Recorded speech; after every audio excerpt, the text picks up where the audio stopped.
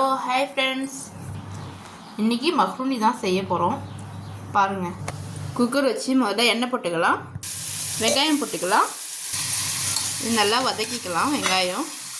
வெங்காயத்தில் அப்படியே கரம் மசாலா போட்டுக்கலாம். இஞ்சி பூண்டு பேஸ்ட்டு போடலாம். இது நல்லா வதக்கிக்கலாம்.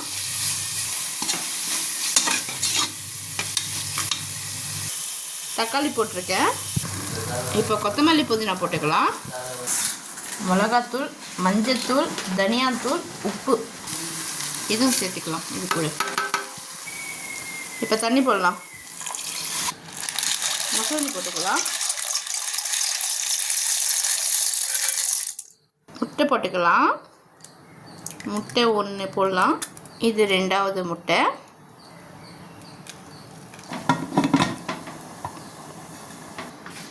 இப்போ ஒரு 5 விசில் வந்துட்டோம். அதுக்கப்புறம் பார்க்கலாம் திறந்து.